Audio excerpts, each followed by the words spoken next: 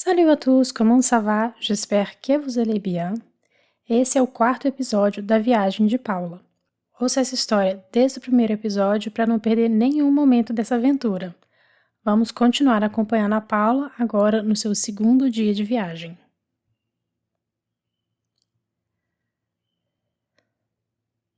Aujourd'hui, c'est mon deuxième jour à Paris.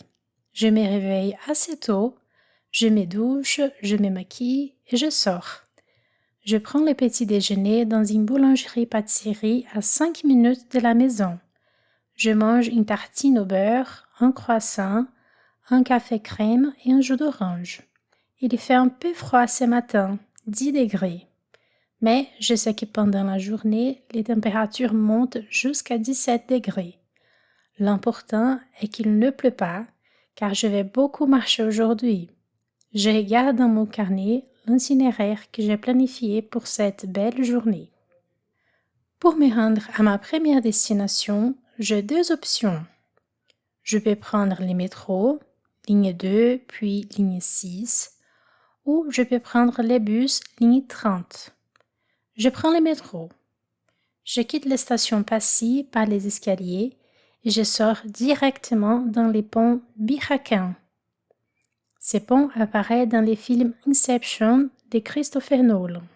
Le pont Biraquin est un grand pont métallique verdâtre avec deux étages. Au-dessus, il y a les rails du métro et en bas, les promenoirs et les voies de voitures. Depuis le pont, on a une très belle vue de la Tour Eiffel. Dans les trottoirs, plusieurs couples y font des séances de photos avec la tour au fond. Il y a même une demande de mariage en cours. Quel cliché! Je traverse les ponts et je commence à marcher tout au long de la rive gauche de Paris. Il y a des promenades où les gens font du sport, les enfants jouent.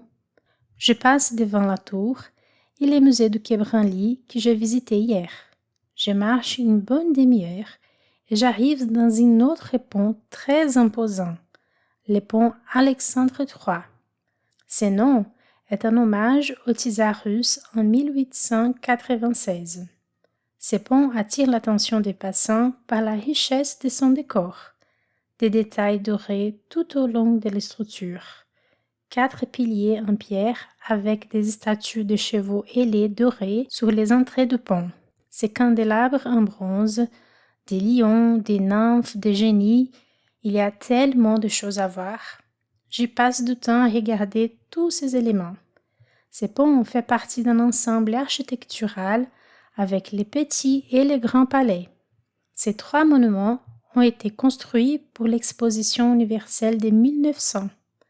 Je traverse les ponts et quand je fais un demi-tour pour regagner la rive gauche, je vois, au fond, l'hôtel des Invalides, comme une peinture encadrée par les ponts. Quelle merveille! Je continue ma balade jusqu'à ce que j'arrive à la passerelle Léopold Sédar Senghor. Ce pont piétonnier porte le nom de l'écrivain et politicien sénégalais qui a beaucoup écrit sur le thème de la négritude. De l'autre côté de la passerelle se trouvent les jardins des Tuileries. Je marche un peu plus et je suis devant les musées d'Orsay. J'avais déjà acheté les tickets en ligne hier. J'adore ces bâtiments, une ancienne gare transformée en musée. Les musées possèdent une immense collection de peintures et de sculptures du XIXe siècle. Je découvre des grands artistes impressionnistes, Monet, Renoir, Degas, Manet, Cézanne et aussi Van Gogh et Gauguin. Je reconnais quelques tableaux célèbres comme Les Déjeuners sur l'herbe, Les coquelicots et La nuit étoilée. J'aime aussi les sculptures de Rodin et le meuble du style Art Nouveau avec leurs lignes courbes et leurs motifs floraux. Au 5e étage, des touristes prennent une photo devant la grande horloge. En sortant du musée, je continue ma promenade et je vois les grandes boîtes vertes sur les garde-corps du quai de la Seine. Ce sont les bouquinistes, les célèbres vendeurs de livres. Dans ces magasins en plein air, on trouve des livres neufs et anciens, des affiches, des cartes postales. Quelques mètres plus loin, j'arrive au Pont des Arts. Ici, les amoureux accrochaient des cadenas avant de jeter la clé dans la Seine. Mais ces rituels romantiques abîmaient les structures du pont et la mairie de Paris a décidé de tout retirer. Je continue ma marche dans les quais de la Seine. Il y a des canards dans l'eau et des promeneurs. Les façades des immeubles se reflètent dans l'eau. Les péniches avancent lentement. Je regarde dans mon carnet quelle est ma prochaine destination. C'est le Panthéon. Je dois prendre la rue à droite et monter quelques rues dans les quartiers latins. Mais midi s'approche et j'ai un petit creux. Je trouve un petit restaurant et je m'installe dans la terrasse. Les panneaux à l'entrée indiquent les menus du jour à 20 €. Soupe à l'oignon ou salade de chèvre chaud comme entrée, poulet rôti, pommes frites ou confit de canard comme plat, et flan parisien ou mi-cuit au chocolat comme dessert. Difficile à choisir. Je prends une salade de chèvre chaud, confit de canard et mi-cuit au chocolat. Pour boire, un verre de vin rouge Bordeaux. Je demande aussi une carafe d'eau. Après le déjeuner, je monte vers le Panthéon. Cet énorme bâtiment néoclassique ressemble à une église. Et ce n'est pas au hasard. Elle était construite pour abriter une église, mais a été transformée en mausolée après la Révolution. À l'intérieur reposent des grandes figures françaises. Voltaire, Rousseau, Victor Hugo, Marie Curie, Émile Zola, Jean Moulin, Simone Weil, Joséphine Baker. C'est un vrai cours d'histoire de la France. Après la visite, je retourne au Seine, direction l'Institut du monde arabe. L'immeuble moderne avec des façades en verre décorées de motifs géométriques. J'y découvre une grande exposition sur les cultures et les civilisations arabes. Calligraphie, mosaïque, instruments de musique, vêtements traditionnels, bijoux anciens, céramique et des objets de la vie quotidienne.